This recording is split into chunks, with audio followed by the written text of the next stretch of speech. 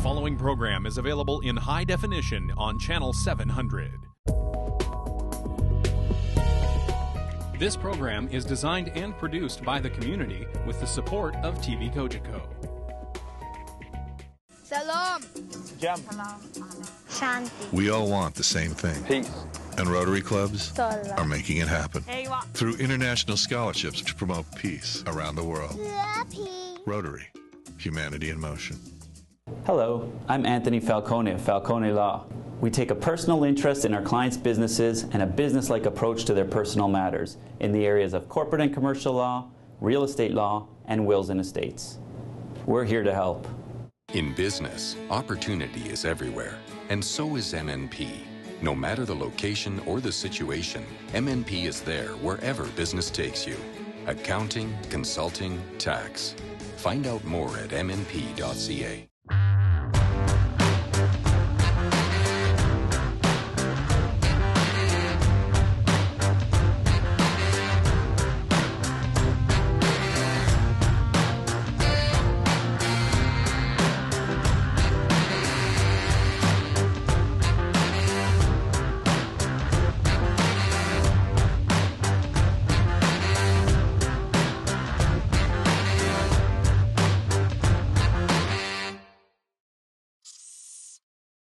Today on Python's Pit, we're going to introduce you to budding entrepreneurs who believe their ideas are innovative and unique. Our 5 Pythons from across Halton Region are wealthy investors who have had success with their own entrepreneurial ideas, spirit, and passion. They are here today as venture capitalists to invest in the brightest, most innovative, and promising entrepreneurs of today. All right, let's meet our Pythons. George Minakakis is a global retail strategist who calls Milton home. George currently is the Chief Executive Officer for Inception Retail Group. In this organization, he leads a group of partners who seek and invest in retail-related enterprises. George is the author of Last Retailer Standing, which is about the changing retail industry and the challenges of staying relevant in an evolving market. Randy Pilon is a high-achieving strategic thinker. Randy is the founder, current president, and CEO of Virox Technologies Incorporated, an Oakville company based with a patented technology in disinfection and sterilization. Randy is a big supporter of education, spending 4 years on the Sheridan College Board of Governors and having donated in excess of $750,000 to the college for the new business school. Don Delacandro is the CEO and founder of Azertech Incorporated, a venture capital firm providing funding and consulting to growth companies. Don is a serial entrepreneur with 29 years founding, leading, and consulting to companies in diverse business sectors such as technology, manufacturing, finance, real estate, consumer goods, oil, and gas. John Romano is the owner of Nickelbrook Brewery and Better Bitters Brewing Company. He represents a family business success story. At 27, John gave up his career in the aerospace industry to open a small home brewery in Burlington that has now morphed into a full-fledged microbrewery. Today, Nickelbrook, named after John's 2 children, Nicholas and Brooke, is currently shipped all over the country. David Wolford practices business law and is a partner in the Southwestern Ontario and Toronto offices of Miller Thompson. He specializes in investment, corporate finance, and governance, and the structuring and commercialization of intellectual property rights for emerging companies. Today's contestants, ladies and gentlemen, are Ted and Lisa West of Country Basics. Country Basics is a depot of proprietary green bulk cleaning supplies, including laundry soap, stain removers, refreshers, floor cleaners, and grout cleaners, the all-important grout cleaners. Will the Pythons think that Country Basics is fit for the pit? That's the question. Please join me now in welcoming Ted and Lisa to the pit.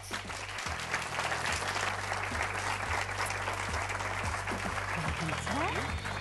Welcome, Lisa.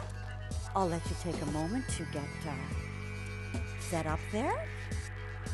Good afternoon, ladies and gentlemen. Good afternoon, Pythons. Hello, I am Ted. I'm Lisa.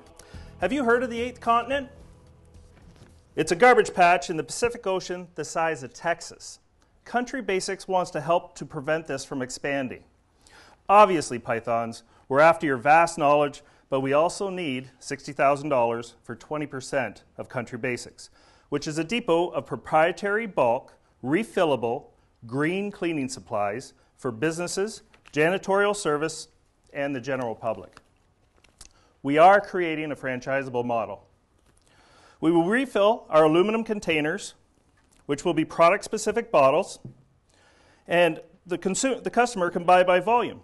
We also have home and commercial delivery programs. I've helped in the development of Country Basics' green product line and have been in the sales and marketing and the chemistry of this field for 25 years. Let us show you the efficacy of some of these products. Sea Green, all 100% all natural oven cleaner.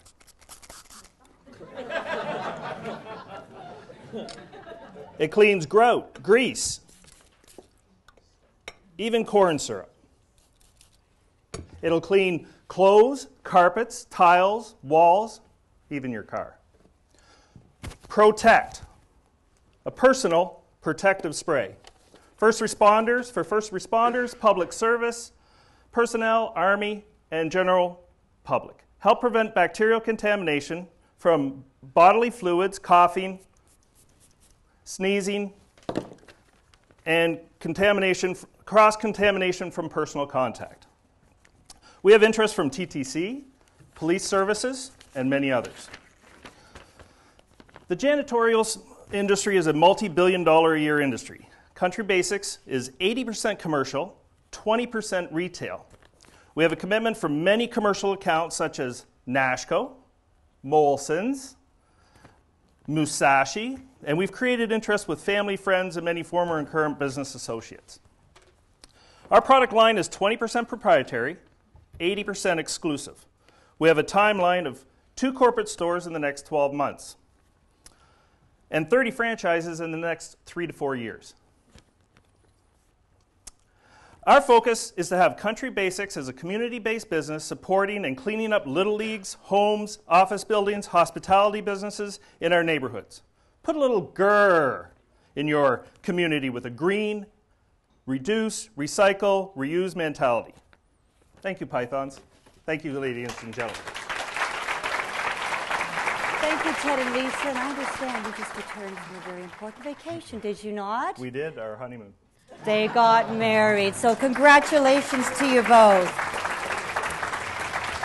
And in just a moment, we'll see what the Pythons have to say, newlyweds or not. But first, a message from one of our very valued sponsors. In business, opportunity is everywhere, and so is MNP. No matter the location or the situation, MNP is there wherever business takes you. Accounting, consulting, tax. Find out more at mnp.ca.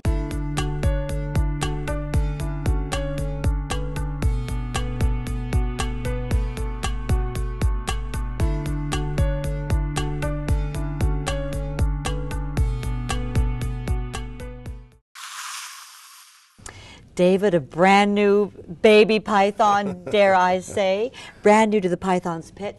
What made you agree to join Python's Pit? Well, glad to be here, Connie. Randy Pilon is a good friend and a client of mine, and we do some business together. And Tom McLeod is his brother-in-law, and I knew Tom from another business. And first entertained the idea last year, but had some personal issues. My father passed away, and so I was just wasn't a good time to sort of get involved in something new. So when the opportunity came up for a new baby python, I jumped at the opportunity and said I'd be pleased. And so I just thought it'd be neat to get involved and try to give something back to the community. And here you are. It's all networking, isn't it? It's all networking. It is.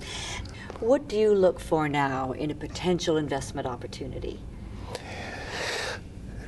Well, I think there's a couple real keys, Connie, and that is the quality of the management, quality of the talent.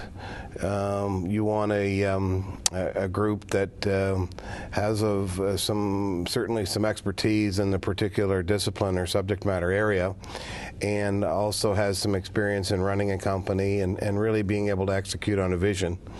And I think the other real key is to find a company that has a secret sauce, that really is a differentiator and gives them a competitive advantage right out of the gate, as opposed to one where there really isn't any barriers to entry and it's just sort of first mover or first market advantage. And with that comes a lot more risks. In the former case, with a secret sauce or a secret technology or a promising technology, there's a much higher likelihood. Certainly there's no guarantees, and especially in entrepreneurial angel investing, but it does heighten the probability that it might be a huge success someday. Thank you, David. Thank you, Connie. All the best. Same to you, too. Salam. Shanti. We all want the same thing. Peace. And Rotary clubs are making it happen. Through international scholarships to promote peace around the world. Rotary. Humanity in motion.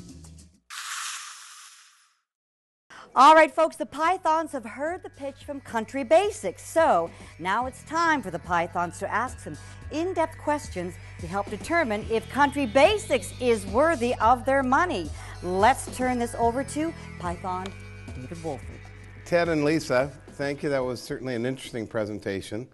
As Connie mentioned, Randy and I are involved in a chemical company, and I'll let Randy speak in more detail. He's much more expert than I am. But let me focus on your comment about 80% proprietary and 20% exclusive. What makes your product proprietary, and do you have any patent protection? I have to apologize because it's 20% proprietary and 80% exclusive. Okay. Does that change? No, the question still holds, but it just means the second part of my question about exclusive is even that much more important. Certain lines and certain delivery systems are exclusive. The proprietary products are my formulations. And no, we don't have patents on the formulations themselves. So have you done, one of the big areas, or important in these areas, is the efficacy of your products. What sort of third-party testing have you done, especially with, say, industry experts, that you could point to, so that if I was looking at, 3 bottles, yours and 2 others, could be Lysol, could be Procter & Gamble, one of the very well-known products out there. Right. And unless it's the consumer that yours smells nicer or is priced cheaper, which is a mug's game in retail, why as a consumer would I buy your product? We do have a third-party testing lab, and we do put the efficacy test together against 2 other on-the-market brands, and we don't accept it unless it's percentageable higher than what we're competing against. What particular attributes or aspects are you testing? First off, the efficacy of the product, the environmental impact of the product, sustainability, things such as that. It's probably a good segue into you, Randy. Yeah. What's the difference between proprietary and exclusive? Exclusive is another manufacturer, and we're getting exclusive rights for that particular product. Okay, got it. Proprietary is our own formulations. Got it. And so you sprayed something in your mouth there. So you're talking about safety profile. Exactly. Of the product, but who's validating that? What kind of third-party validations do you have, like Ecologo, Green Seal, Environmental we're Choice? all Ecologo, Green Sealed certified, but we also have a third-party lab that does the testing for our efficacy of the products, as well as we have the largest green manufacturer in Canada that is doing a lot of in-house testing for us as well. Right. So if you go back 20 years ago, the price premium people would pay for environmental safety was about 14 to 15%. Exactly. What do you think it is today? I think it hasn't changed much. That's the difference between our products now, and then our efficacy is much better. I'll tell you what it is. It's zero. people will not pay one dime more to be environmentally safe because they already think they're doing it, because they have a blue box, and the price of environmental friendliness has come down to the price of admission on the shelf. Mm-hmm. So how do you price versus a competitive product? We're about 20 to 30% less than most of the products that are on the market right now. Because we are manufacturing, we have it in bulk, and that's the whole concept of the business. It's like a country bulk store. Is it like the pop shop concept? It's like the pop shop concept, yeah. So you open up a depot, people come and refill their cleaning bottles. Exactly. And we're looking at master franchises, and then sub-franchises such as the water companies that are always looking for add-ons. Yeah. So we can implement something small. Like the water store kind of thing? Exactly. Yeah, my son's addicted to that place. He loves it. So you go in there and you're a safety-conscious person and you're thinking you partner with them and get and sell and represent this product. Exactly. And then what are your, I don't know if you want to disclose it, but what are your sales today? The company's actually only a couple months old. Right. I've been doing this a really long time. I've made millions of dollars for other people, and now it's our turn. Yeah. So it's new. It's very new. We do have a couple major customers. We got Nashco has also just signed up with us for their complete chemical program, which is a manufacturer of food products. So we're all CFI approved. And so I have a question. So you've launched this product. You've been at it for a couple of months, and you want to launch a network of stores to distribute this product to, right? As 20% of your business. You're going to sell franchises, 30, 40 franchises. Correct. In franchise world that I came from, you have to have proven sales. Right. You're not going to open up 30 or 40 stores without proven sales. And in today's world, unless you're at $1 million in revenue, it's very hard to sell a franchise. And the margins have to be there. So can you give me some sense of what you think the volumes are going to be in these outlets? I have a letter from a major company out of Los Angeles. They want to open up, buy the California rights, New York rights, Florida rights, and a few other places. I have Manitoba pretty much all lined up. The company wants to take over all of Manitoba. I'd like to keep Ontario for the corporate. Halton, obviously, being our head office. But I believe the franchise, I know we'll have to make the model first. It's got to be within the first year. We're going to have, like I said, probably 3 stores, and then move on from there. And what do you think it's going to cost you to open a store? I know it's going to be probably anywhere between $80,000 to $150,000 for the store. Double it. Yeah, for sure. Double it. You got cash flow to worry about as well. Yeah. Working capital alone is going to be another easily $200,000, if not more. So what is the $60,000 going to get you? Well, what it's going to do is it's going to end up getting us the warehouse up and running with the front store part. But the commercial part is really what's going to drive the business until we can get that retail part developed. But as George remarked earlier, and I do a lot of licensing and franchising legal work, one of the most important attributes of a franchisor is the brand. Yeah. Mm-hmm. M&M's. Just think of any of the fast food outlets where they've developed a lot of consumer affinity and consumer traction. Mm-hmm. So, I mean, McDonald's is like Tim Hortons. Those are pretty pricey, but you're paying for the name. And the package, the total package, the presentation. As George said earlier, until, and I'm not saying you can't get there, but until you get there, and it's probably going to take a year or 2 or more of traction to develop that brand, I'm just not sure as a potential franchisee what you've got of particular value to allow you to charge anywhere near what I think you'd want to in terms of making it a commercial reality, commercial exploitation of the franchise model. How big is that water store thing? How popular is that? Oh, very popular. How many of those are there? Yeah, water stores? Yeah. I don't have the exact numbers, but I can get that for you. Like 10, 60, 100? What do you think? Probably hundreds of them. And most of them are because I think you might be onto something there. Yeah. Whereas could you leverage an adjacent market like that where you could convince them to set up a section in their store for people who are already conscious about this issue and go in there and they say, hey, I'm picking up my water, might as well fill up the stuff I spray in my mouth. No, I'm just fill up the oven cleaner, or whatever it is. But I mean, so you've got a destination type purchaser. Convenience is going to be a big part of this. What are you going to charge for a franchise?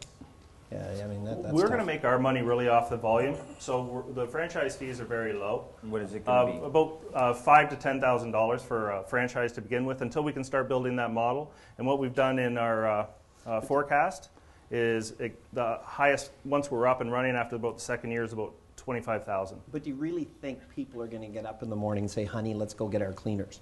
I mean, that's the concept. Like, I mean, an independent, freestanding store, but being part of something else. Makes sense. Right? Where they're already, that conscious consumer, that person who's already has a conscious association with sustainability is already in that store. I've seen a lot of retail models that have tried the same thing and just, be very specific in one territory, and it doesn't work. I've seen it in bread. I've seen it in other industries. It just doesn't work. And I think that, I'm out of time here, but I guess what I say to you is that you're stretching yourself in terms of distribution. Yeah. You're either commercial or you're retail. You have to pick a battle.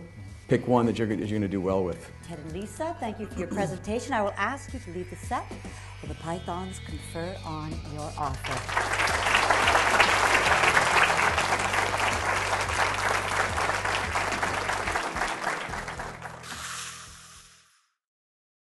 In business, opportunity is everywhere, and so is MNP.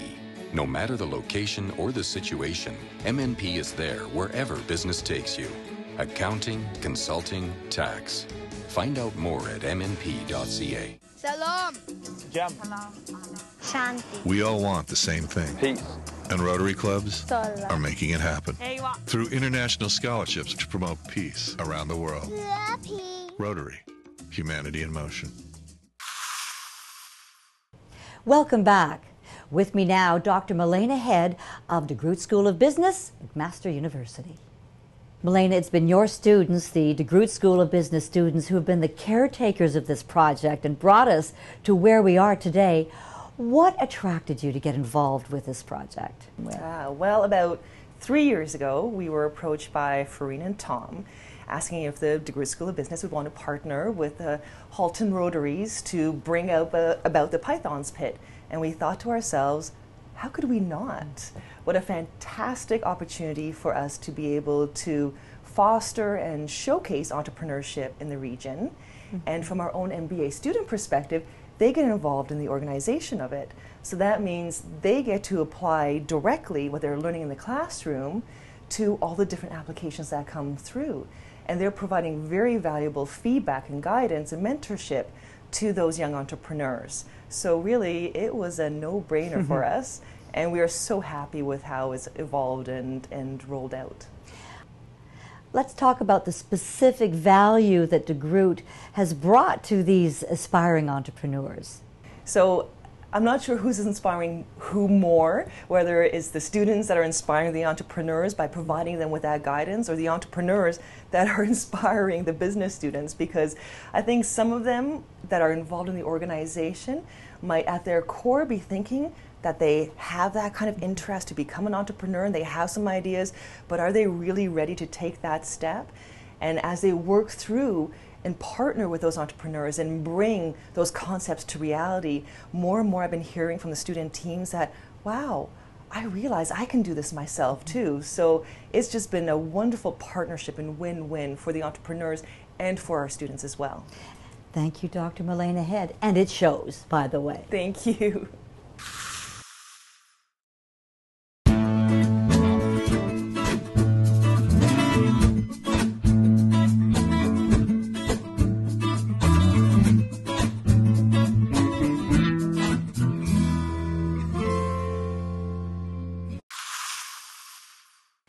We'll ask Ted and Lisa of Country Basics to return to the set.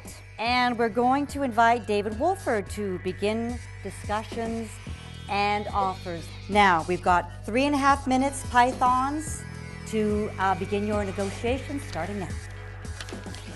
Lisa and Ted, I've got some points here that I think are helpful. As you rightly pointed out, yours is a new business. So I think that before you're going to get any of the Pythons interested in putting their hand in his pocket and sort of writing a check, that you need to establish a track record. And one suggestion came out that I think would heighten the interest from the Pythons would be to be able to go out and secure, say, a letter of intent, expression of interest from the water store. I think that the bulk of the comments were that you're better to align yourselves with an existing franchise network like the water store that already has an established track record rather than trying to go out and build one yourself. We just don't see at this stage the franchising model is not feasible for you for the reasons mentioned earlier. You don't have a track record. I don't think the commercialization model makes a lot of sense. It takes a lot of effort to identify and qualify good prospective franchisees, and if you're only going to get $5 or $10 grand in the first year for your troubles, I mean, that leads into another concern that was expressed by the Pythons, that you seem to be trying to accomplish or bite off too much initially. And are you retail, are you commercial, then you introduce the franchising model. You should really pick your poison and pick what you think you're best at and make a solid, concentrated effort on being good at that for the first while before you're looking at other sort of branches. You just don't have the manpower. You don't have the resources. We think that the amount you've asked for is way too small for what you're actually going to need. And so I think that you've got to start with an existing operation. You're going to have to bootstrap it with family and friends' money and your own, and then try to make a real success of it.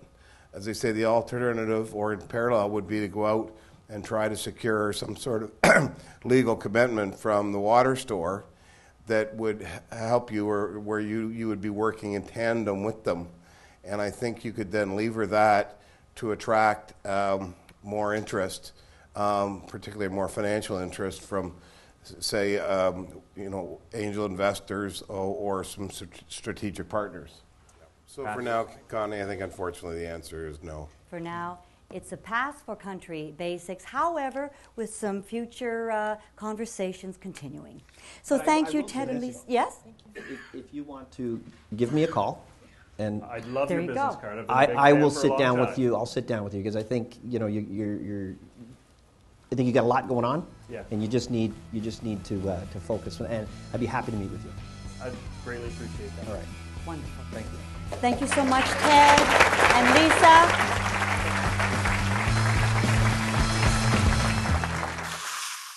It was amazing just to even be in there and the whole episode that we've gone through. It's unbelievable. It's been amazing. I highly recommend it. I think getting the advice is you can't get anywhere else. The experience was a one in a lifetime, so I highly recommend it to anybody. In business, opportunity is everywhere, and so is MNP. No matter the location or the situation, MNP is there wherever business takes you. Accounting, consulting, tax. Find out more at mnp.ca.